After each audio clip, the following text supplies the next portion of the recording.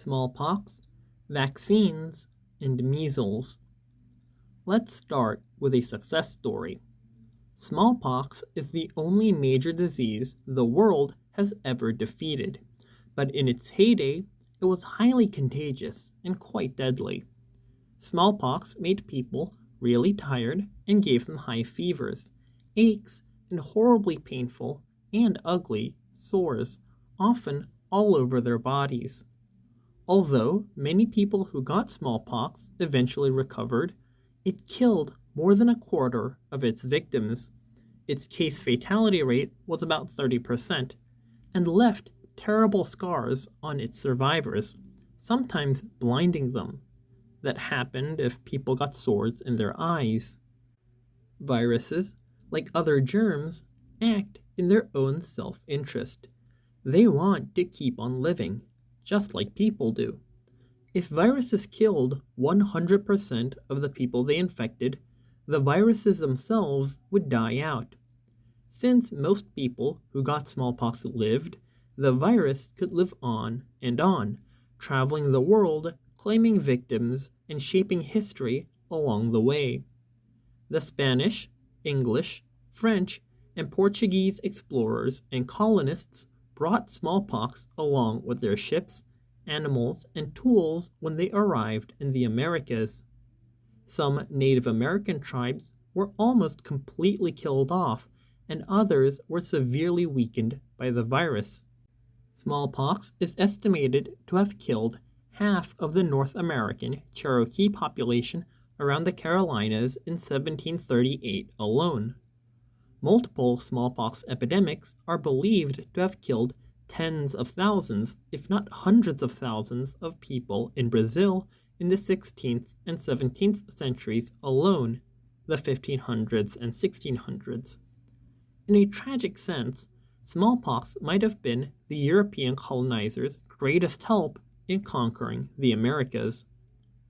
Smallpox didn't discriminate between king or peasant. Tsar Peter II of Russia is one of its famous victims, and Queen Anne of England one of its famous survivors. But smallpox was deadliest for children. For example, in London in the late 1880s, 8 out of 10 children infected with smallpox died. It's fitting then that what is known as the world's first vaccination was given to an 8-year-old boy. But I imagine it was quite scary for James Phipps, that 8-year-old, to be part of this brand new science. In 1796, Dr. Edward Jenner inserted cowpox virus under James' skin through a couple of shallow cuts. Injections hadn't been invented yet. Jenner believed that the use of a much less dangerous virus, cowpox, would protect James against the far more deadly smallpox. A month and a half later, Jenner repeated the process with James, but this time he inserted smallpox under his skin, an experiment that would never be allowed today. Thankfully, James didn't develop smallpox. The immunity, or defense, he developed against cowpox protected him from smallpox too. And while there were definitely people who were skeptical about vaccines in the 1700s and early 1800s, within 4 years, 100,000 people had received the smallpox vaccine in Europe, and large-scale vaccination efforts begun in the United States. General George Washington believed in vaccinations too.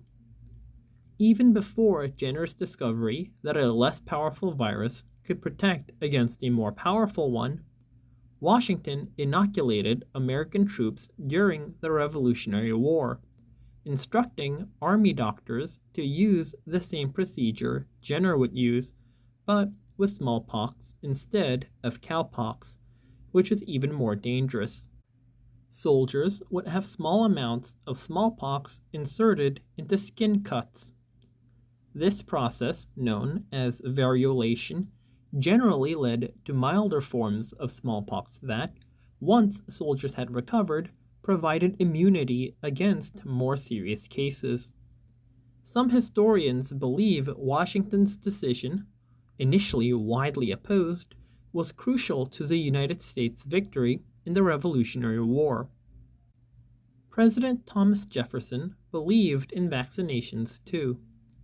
President Jefferson wrote Jenner praising his discovery and basically said vaccines were the greatest medical advancement ever. Given how many lives vaccines have saved over the last couple of centuries, it would be hard to argue with Jefferson's conclusion, though Dr. Alexander Fleming, who we'll meet in the next chapter, may also have a fair claim. Even the case of smallpox vaccinations alone would arguably support Jefferson's enthusiasm. Smallpox eradication, or getting rid of the virus completely, became an official priority for the world in 1966. Through a well-coordinated combination of vaccination efforts and the rapid identification of any smallpox cases, smallpox was eliminated in a decade. The last known case of smallpox was in 1978, and the world declared victory against smallpox in 1980. The role of cowpox in vaccine development isn't forgotten either. The word vaccine comes from vacca, the Latin for cow.